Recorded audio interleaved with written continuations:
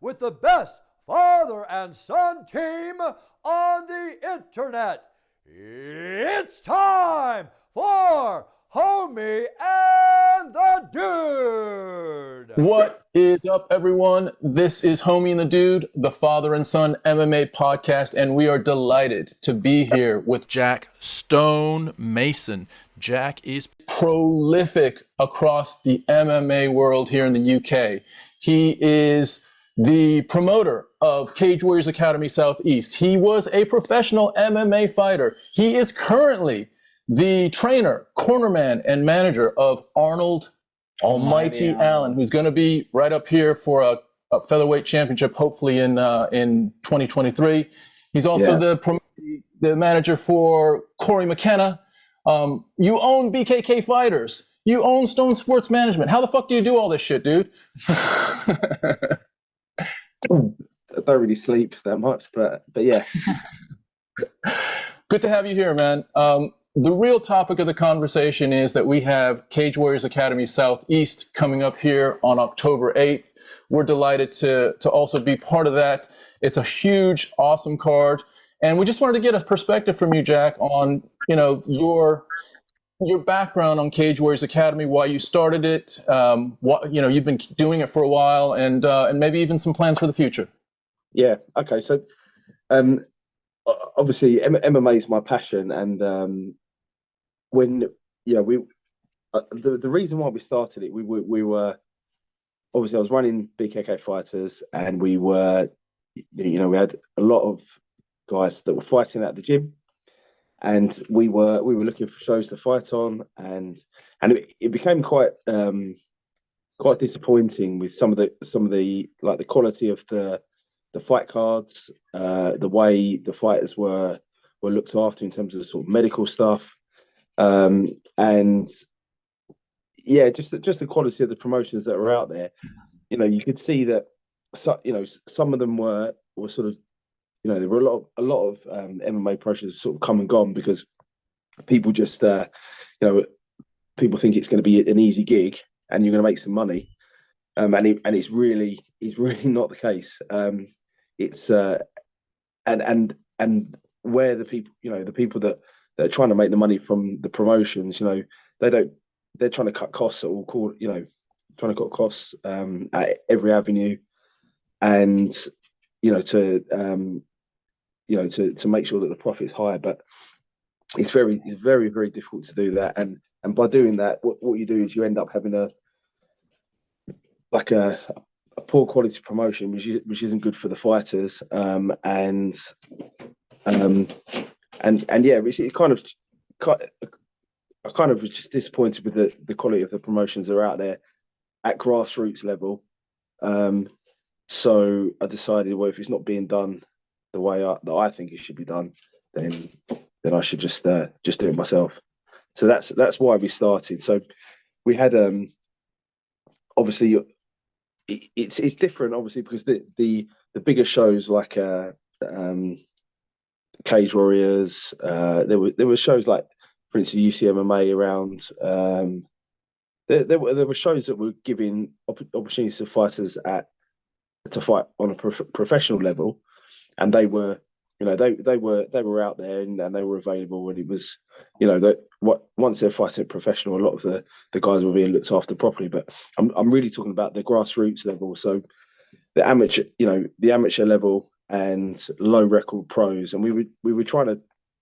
The reason why we started it is just to give those guys an opportunity to understand, to fight on a platform which is going to give them, fair matchups, but also provide them with, a test, but also so that they can learn the business and understand what's required of them to go out and make it, be successful at professional level.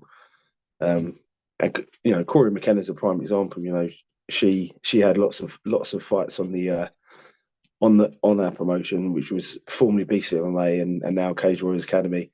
And look where she is. She's done everything right, and it's started to really make a good thing of her career.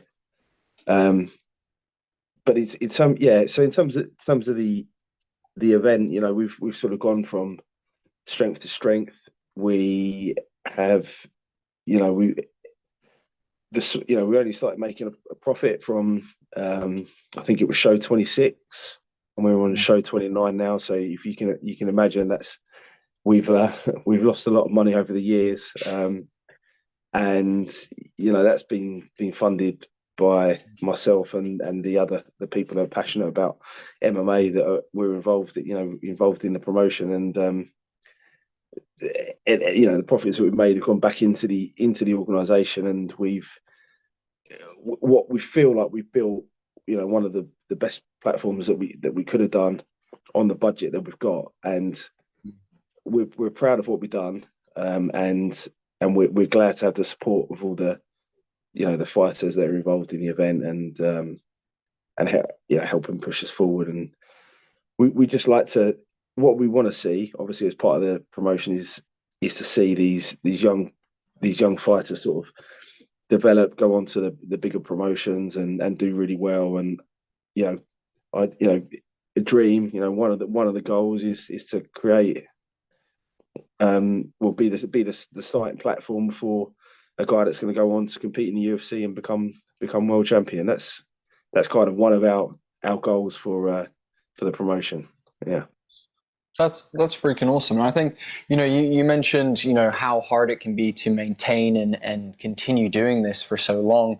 And we've seen our fair share actually of promotions here in the UK, you know, that we've spoken to and things like that have, you know, risen and fallen because of, you know, literally just that. You said, you know, it's so hard to organize. There's just so many, you know, plates that you're spinning just on the night itself. So yeah, we definitely understand that. And I think the other thing that I think is really great as well, you mentioned that you're giving these fighters, you know, that first taste of the real industry.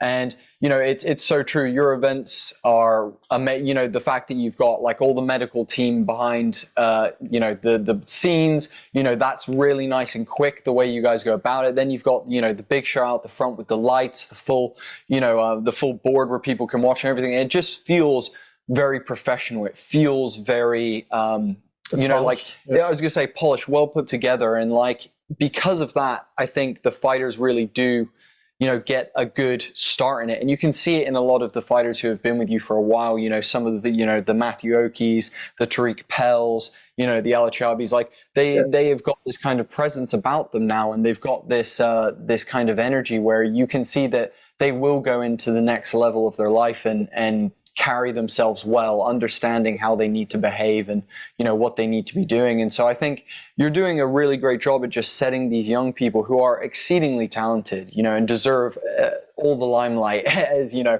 anyone else in the industry. You're just giving them the best chance to move to that next step really well. And I think that's awesome. Yeah, that's it. And that's definitely a goal. You know, like all of the people that work on the event, for instance, the hand wrappers, the cut men, the referees, the judges, the medical team, all of those people are the same people that do it for the UFC. So when you're at the O2 out the back, it's exactly the same people that are doing it for our event. So you could go through your whole career, you know, a lot of the time seeing the same faces backstage, and you will feel a lot more comfortable, and you feel like you belong there. And it will, as you say, like the guys that, not every fighter's like it, but the guys that understand the business, understand how to behave, how to treat, you know, the runners, the hand wrappers, all those types of people with respect. They're just going to go a long way. And that's why we do it. It's a pleasure to see, as you say, the fighters that understand the business and, you know, get it, you know, with want for a better word, to you know, to go and see them be really successful in the future. That's something we really enjoy from putting on the events. Thanks for watching this episode. We really appreciate you supporting Homie and the Dude. Please hit us with the Holy Trinity, like our Facebook page, subscribe to the YouTube channel, and follow us on Instagram. Just search @HOMIEandTheDUDE. It all really helps. You know, the other thing, Jack, that really stands out as the few times we've been part of the event is the feel of the staff. There is just a family feel back there. You feel it as soon as you walk in. It is everyone supporting everyone else. Everyone is asking, hey, can I help? Can I do this? Everyone's saying hi to, like, I don't think there's not been a time where we've come in and, you know, recognized others and they recognize us and just saying hi and hello and just, like, you know, catching up again. Yeah. You know, it's very nice. And I think that also, again, puts a lot of fighters at ease. Like you said, I love what you said about, you know, you're using staff that are utilized for UFC events and things like that, you know, refs and whatnot that you see that anyone will see on big events and things like that. And you're totally right. Having those people be more consistent throughout their lives means that they are a lot more comfortable with it. And, you know, you don't go in knowing whether the ref is going to be biased or is going to be, you know, able to be switched on enough to get in there and stop it correctly and things like that, because you've seen these guys do it 100 times. And not only that, but now you've been with them 100 times. And so it feels a lot safer. It feels a lot, it probably quashes a lot of the nerves that come outside of just, you know, the nerves that come with having to step in a ring and enter, you know, combat with someone at the end of the day. Yeah. So the event is, let's just review. It's on October 8th. It's at Charter Hall in Colchester. 4 o'clock start. Yeah, 4 p.m. start and 4 p.m. start and a loaded card. I looked at the card, mate, and it is absolutely, you know, you've got a few people that are now breaking out into their debut professional fights. You want to talk us through what fights are sort of sticking out for you? And I've got a few as well. Bodhi's got a couple as well. Yeah, this is it. So we obviously, anyone knows or been to our events, you know that we put on a lot of fights. So the value for money is huge. Yeah. Whenever I tell people the amount of fights that are on the fight card, people worry. I think that's probably their first thing, because they're worried what time they get to bed, because, you know, previously we have done it, and lots of other shows still do it, but, you know, the events will finish quite late, you know, like maybe 1 o'clock, something. Luckily, as you said, we've got such a good team behind the scenes now that so we've got 35 fights on the card, even with that many fights, Crazy. it will be done by 10:30, and just because of the way that we run the event now, and we've proven that for probably the last 4 events now, so that's fantastic.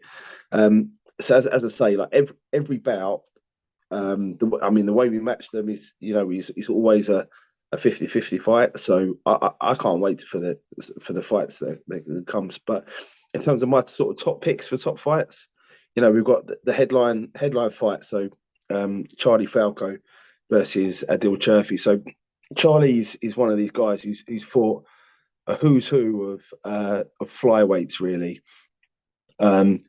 He's fought Lewis McGann, you know, quite recently as well. You know, a really hard hitting flyweight, and Charlie is anyone that knows him knows that he is undersized hugely at flyweight. So we're now able to match him at strawweight. So he had his first strawweight fight on the last event. Fought a guy called Ricardo Parla, who's also a big knockout artist, and he looked phenomenal. This fight, Charlie versus Adil. This was going to be a fight we had at amateur level. For whatever reason, we tried to match those two a couple of times before. For whatever reasons, it fell out. But Adil has been on my case, on Charlie's case, and I think on some of Charlie's interviews, Charlie has said that Adil's been phoning his mum asking for this fight. So, that's a way to get a fight. But, you know, this is going to be a good one. Adil's been training at GB Top Team. Charlie's been training BKK fighters. Some, you know, great gyms, great training partners. So expect this one to be a big one at strawweight, and we're gonna try and build this strawweight division, because I know there's a few guys that are undersized at flyweight. You know, it's very difficult to get fights at strawweight, and we're going to try to make that happen for these guys. Yeah, I've got one as well. But before, I just want to touch on Charlie. He really showed a level of maturity his last fight, enough cage management. You could tell that he's starting to get comfortable, probably with the amount of fights he's had over, his amateur career now, his 4 or 5 fights in his pro career. But he's starting to get comfortable, and then you could really just tell he's thinking a little bit more while he's in there competing. So it was really nice to see. Yeah, looking forward to that one. The next one, one of the guys I look forward to seeing every time we come to your events, a big personality, Tariq Pell. He's got a rowdy crowd next to him. He's just a big old colorful guy. He's fighting Nikita Lashikov, and it's Tariq's and Nikita's professional debuts, which is exciting. So Nikita's I think it's just like a Sambo, like European or world champ. He looks good. Sambo's obviously slightly different to MMA. But very similar. You got the punches, kicks, knees to the head, lots of throws, submissions. So gonna be good. I think Tariq, he's well trained. He trains with one of my old training partners, Lee Dosky. And Lee Dossey's been around the game for a long time. Like I remember the first time I ever sparred a pro fighter was Lee Dosky, and he beat the crap out of me. I was so scared to spar him and yeah, he beat the crap out of me. But got that out of your system. Yeah, exactly. Yeah, I obviously he's the help coach me through fights, and he's a wealth of experience. He's fought. I mean, Lee Dosky beat Dan Hardy and lots of. He fought a who's who of people back in the day. So Tariq is well trained. He's got a coach with a ton of experience, and Tariq really gets the game. He looks great. He fights brilliant, and in his last fight he showed some really good fight IQ as well. So. His last fight, his opponent had some excellent stand-up ability. Tariq was holding his own on the feet, but he used his wrestling to nullify his opponent's game, and he came away the Casuals Academy amateur champ. Now he's looking to go professional. I'm really excited to see how he fares. Got a tough opponent, but he's looking forward to it. He's very confident, so very much looking forward to that fight. Yeah, it was nice to see him wrestle. I was going to say, because Tariq's got really good striking, really good stand-up. We were saying before the fight, we were like, oh, we're excited to see him get in there and because remember he was fighting that it was like a kickboxer. His opponent was just really, really slick on his feet. And by the way, Tariq, I'm going to apologize. We've been calling you Tariq. I know you corrected me the last time we saw you, so it is Tariq Pell. But I think it spells like Tariq, so apologies, dude. But that's what I see every time I see it. But yeah, it was a really, really good performance. It was awesome. It was just great to see, like you said, use that fight IQ and just really nice, just really out grapple him. It was a real clinic of a different side of Tariq that we haven't seen yet, and I really enjoyed that performance. It was a really fun one to watch. Well, here's the thing: at that level, you go in with your strength, but at some point, you need to scout your opponent and say, right, actually, maybe my strength isn't the best way to win this. Maybe my strength is actually feeding into something that he's really good at as well. So you're starting to see this transition with some of these amateur fighters, that they're going in with different tactics and winning in ways that they might not usually win. Okay, great. 2 down. Anyone that you're looking at, Boats? I do have a couple that are lower down in the top 5, but we'll go with Ala Chiavi first versus Vadimus, and that's an awesome fight. Both guys put on nice performances in the last one. I know Ala was just here's the thing. I'm always happy to see Alachiabi perform. It's always something that makes me very happy. And Vadim brought a great crowd last time. Again, just another one of the fights out of the, like you said, the 35, or that you do that. I'm just really looking forward to, and I really enjoyed both of their last fights actually. Yeah, I agree.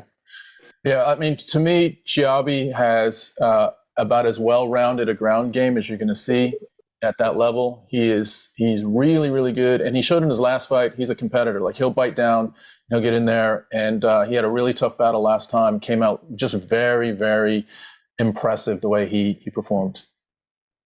Yeah, I really like this bout as well. Vad obviously trains with Brad Pickett. Vad's improving. His striking is getting really good. His kicking game, his punching game, and with GB top team, he's going to have a very strong wrestling game, and I think and a good strong grappling game with good chokes, and it will be very interesting to see how this fight plays out, because, as you say, Ala is extremely good on ground. It's got some very good setups from some strange positions as well. So it's going to be very interesting to see how that plays out if it goes to the ground. Yeah, it's a good one. So Vadimus Gaidzutis versus Alachiabi at 125 is a good one to keep your eye on. What else? I mean, I'm also just to jump lower down the list. I'm really looking forward to seeing Sean Frazier fight again. I really enjoyed his last performance, and I'm super excited to see him get back in there. Obviously, John Vettel was missed off the last one. We were excited to see him fight. I'm looking forward to see him step in there as well. I'm looking forward to seeing Matt Oki come back and hopefully get a win after a pretty hard loss in his last one, and I'm just looking forward to seeing him hopefully get back in the winning category. But there's just a lot of really, really good fights. I know you're really looking forward to the Jimmy Quinn fight. Do you want to talk about that one? Yeah, Jimmy Quinn, he's another fan favorite. Electric. The kid is like a spark plug when he goes in there. You're going to get a really action-packed fight when you see Jimmy fight, and the crowd just erupts with him. He just has this personality that people love, and he's fighting Kassan Khan, who's 6-2. Jimmy Quinn's 4-1. Jimmy Quinn is representing MMA Clinic Romford. Kassan is from Blackbeard MMA. They're going to be fighting at 135 in the bantamweight division. Name. Yeah, Blackbeard MMA. Yeah. Sounds like a bunch of pirates doing some MMA. That's got a really interesting. It's an interesting backstory, because I know that Jimmy he was absolute on his last bout when he fought Harry Myers, and I think it's safe to say Harry Myers was always in the fight, but Jimmy was probably cruising ahead on points for a points decision. When he got to, I think it was the last minute, I think it was maybe 30 seconds left, he was in top position. I think maybe he got complacent. Harry Myers had stayed composed all throughout the fight, and he was waiting for that opportunity. And I think Jimmy, as I say, maybe he got complacent, left his head in the wrong place, and Harry Myers snatched it, finished up with a submission. And I know that Jimmy's been kicking himself since then. I think he was desperate to get back in there, and he's been trained. According to his coach, he's been trained like a maniac, and he's looking to show his improvements in this next fight. Kashan, I've actually with one of my fighters, I've actually cornered against Kashan on another show, and I know how good he is. He's also the champ on a number of other promotions as well. He's well deserving of this title shot, and it's going to be very, very interesting. First, you see how Jimmy bounces back, and Kashan, I know, brings it. He's got a very good ground game, very good stand up game as well. So it'll be very interesting. Yeah, agreed. It'll be interesting to see how Jimmy. It's a moment where you see how much a fighter is invested in this when they have to come back from a defeat, and and Jimmy, like you said, was looking really good in that fight, and all of a sudden, it's the big truth teller. That especially that first loss. Everyone is is all game until that first one comes, and then that first one really tests your mental capacity and how much you can bounce back. And it becomes a mental game, because as well, it depends how gun shy, things like that end up happening, because people sometimes, their mind just switches. And, we've seen it with fighters all the way through to like the big leagues, all the way down to, the amateurs. So I'm excited to see him get back in there and see what Jimmy can put together. And hopefully Kassan comes and brings it, because at the end of the day, we just love watching good fights. So yeah, hopefully it'll be a good one. You're so right on that one. The I've seen so many fighters over my time in the sport where you've got a really talented young guy, very very talented, and he's used to winning, and maybe he's got a long win streak. No fights, you think he's going all the way to the top. You think he's got everything. As a coach, you think he's got everything. He takes one loss, whether it's a finish or a decision. I've seen it myself. They've lost a decision. They never turn back. They never come back to the gym. Yeah. Some people take it very hard, and that's it. That's when the men from the boys.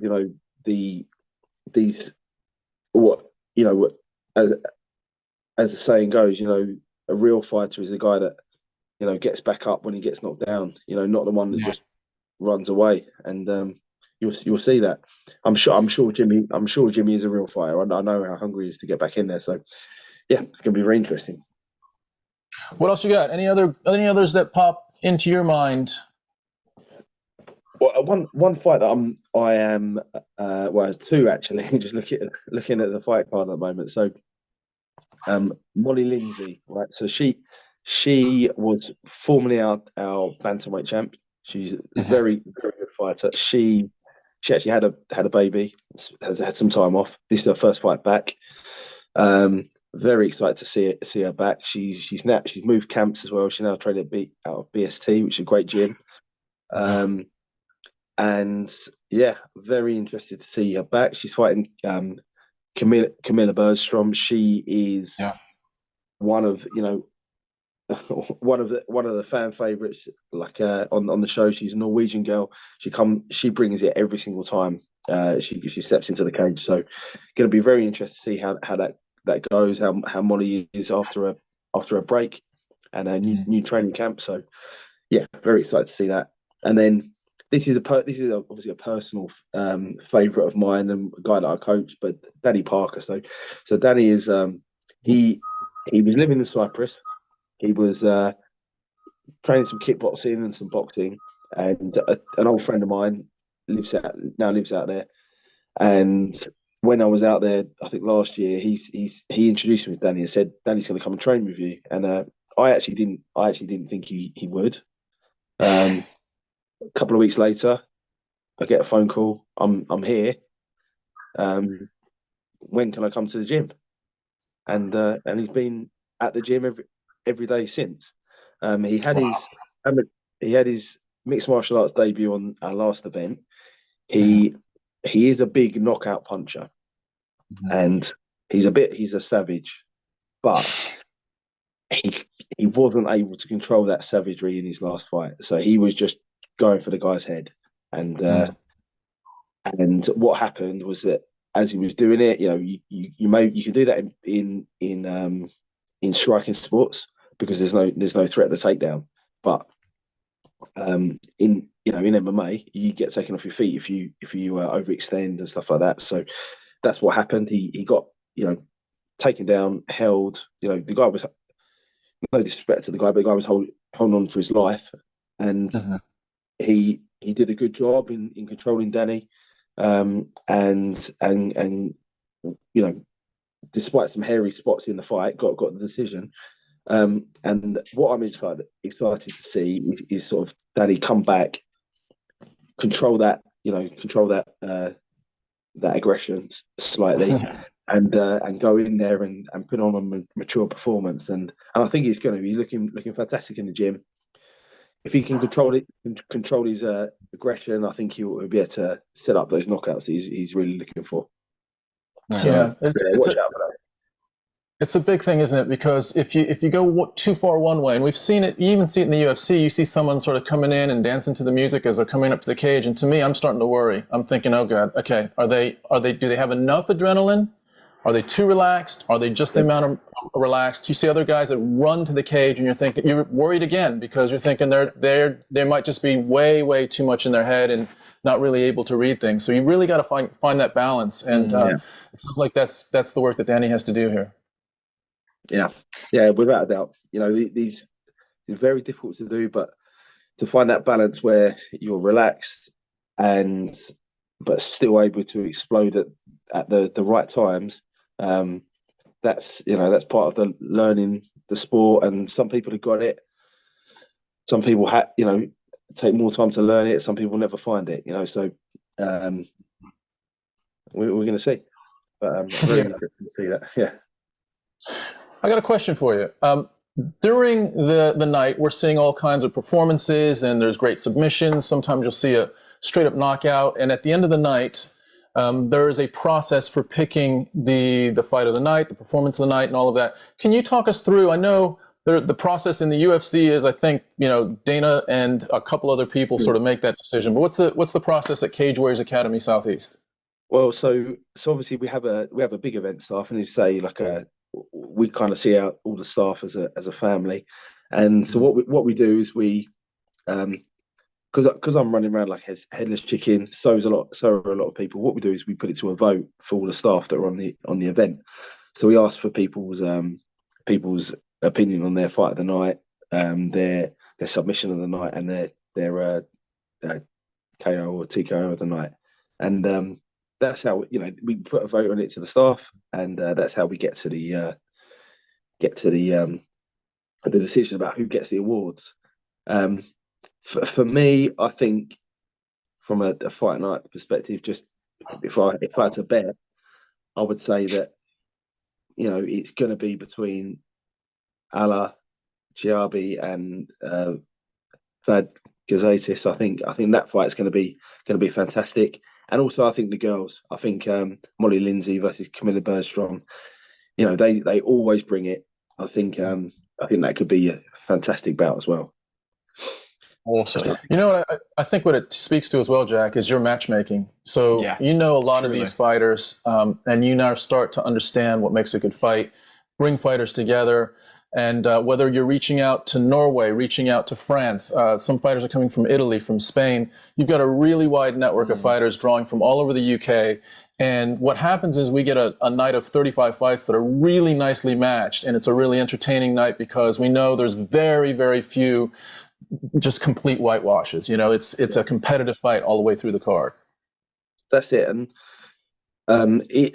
that was one of our goals when we set up the organisation was to not put on these mismatches or because the mismatch is bad in so many ways. Firstly, as a viewer, or a fan, if you're watching a fight and you know who's going to win before you even watched it, it's not. Firstly, it's not a fight. It's just I don't know how it's a dance or some acting. It's not sport. It's not sport. It's Floyd Mayweather in Japan. Yeah, exactly. But if you know who's going to win, it's not sport, is it? Because it should be. It should be 50-50. You can't always match things 100% 50-50. It might be 60-40 or 55-45, but it's got to be an even fight. You've got to have two people. A fight is two people that want to win that fight, and that are competing to get the win. So if it's not that, it's not a fight. And we put 35 fights on our fight card. I can't go and watch small hall boxing because of that reason. They don't actually have any fights on. Similar to other MMA shows as well. It's a sport. It's got to be a competitive fight. I love the way you look at that. I think that's missing from the upper organizations massively, and that's something that often bugs us massively. We talk about some of the matchmaking that goes on in some of the upper organizations. And well, you got an up and comer, you got a Paddy Pimblett, and I love Paddy to some extent. He's entertaining, but they're giving him a walk through this first, how many fights? Let's see how many fights. But he's definitely they're in the matchmaking room. They're saying, okay, who can we put him in against that can test him a little bit, but can get him through, so that we can keep that thing going. And you don't see that. You don't see that at all in versus then Pereira, who steps all the way through middleweight to go fight Adesanya in bloody 3 fights. You're just like, this is just silly. We're like, and it's nice. It is, and we always talk about this. We always leave your events saying, how awesome and competitive. I would say 95% of the fights are. You have the odd one with a quick submission or a quick knockout or things like that, but it always seems to be that, it's a war. And these amateurs are hilariously, one of the things that I think needs to be tested most in your amateur career is your cardio, so that when you do step into professionals, you've got the ability to go 3 rounds, 5 rounds, whatever it is that you're doing. And a mismatch isn't allowed for that. Isn't allowing that. But it seems like we're constantly getting 3 rounds with your fights, because it's just a bloody war. Yeah. You keep making some brilliant points today, Bodhi, because that point about the cardio thing is huge. It's like all these guys try and rush. They're not all of them. Some guys try and rush their amateur career just to get to pro, and because I've been there and made the mistakes.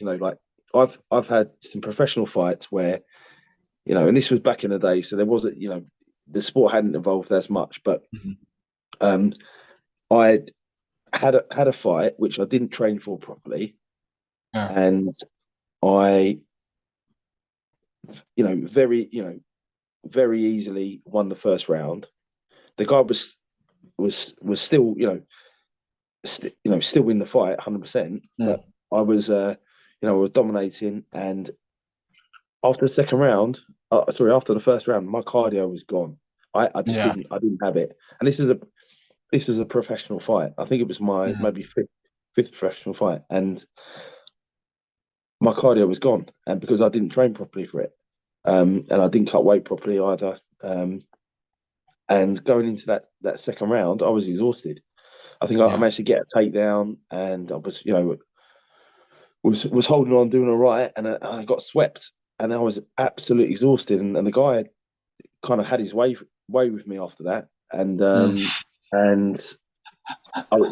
when you're exhausted in the fight, it's a really strange feeling. But when you're exhausted, you actually don't care about getting punched in the face. You would rather have a rest, than block a punch to your face. That is really strange. It's but you will never get. No one can. By me describing this to someone, you will never understand it until you've been there, and you need to be there in the amateur fights to understand that you've got to be fit. That's one of the it's one of the things you can control going into a fight. You can control how fit you are and making weight. That's about all you can control. Okay, if you those 2 things. You should always do as a fighter, okay? And being fit enough to fight is one of them. And if you don't, it's better to find out in an amateur fight when it's not going to affect your pro career than it is once you get to pro. So, 100%. Dude, fully agree. I think, something that anyone who's done, I would say particularly within grappling and stuff, striking definitely, and ground and pound and things like that. But when it comes to wrestling, grappling, and jiu-jitsu, the drown is coming. It doesn't matter how many fights you're gonna survive on your feet for or whatever. At some point, someone's gonna drag you into that deep water, and you're gonna have to try and breathe through it. And it's not gonna go the way you want. And that's just how it is. Everyone experiences it. Whether it's a stylistic matchup that means that you get put in that position, or whatever it is, the fighter might not be better than you, but he might just put you in a position that is hard for you to deal with cardio-wise. And it's just going to happen at People some point. And that's the thing. We all have a limit, regardless of, the most incredible fighters in the world. Everyone has a moment where whether you're getting punched in the face so much that you're getting tired or you're getting out grappled, at some point, it happens. Well, let's talk about, so this is Cage Warriors Academy Southeast event number 29. We've been doing this for a while, Jack. The event is super polished. It's a great night out. It's super entertaining. But if you cast your eyes into the future, if you're like, okay, we've been doing this, we're now getting this machine oiled up nicely. What do you see in the future as you look forward with regard to Cage Warriors? Well, I think one of the things that we would like to do is, firstly, this obviously depends on funding and stuff like that, because right now, we don't have sort of big financial backers. We are, we're in a position now where we have a great model. It's, it's paying for itself. But what we would like to do is to start expanding a little bit and go to different venues. Obviously we have some big we have a big contingent of Norwegian fighters. It's MMA is still banned in Norway, but hopefully it's shortly going to be not banned. And it would be great to do an event out there. We'd also like to expand to other sort of towns in the southeast of England. So that's kind of our short-term plans. And yeah, we want to continue to keep it on fantastic events, building these fighters and getting them ready for their pro careers, and yeah, just keep building the sport of MMA in the southeast. I know that there's some great, the Cage Warriors Academy in Wales is a fantastic show. They've got a massive following down there. They absolutely love MMA, and we want to do something similar in the southeast. It is a different region. There's different people have different values, I think, and different the young people are into different things. And I think we find it hard to get as many fighters involved. I think just from in terms of the area, but I'd like to just build the sport even further, and build a real big scene in the southeast. That's the plan. Amazing. That's awesome. Sounds like we're going to the Isle of Man for Fight Island. Go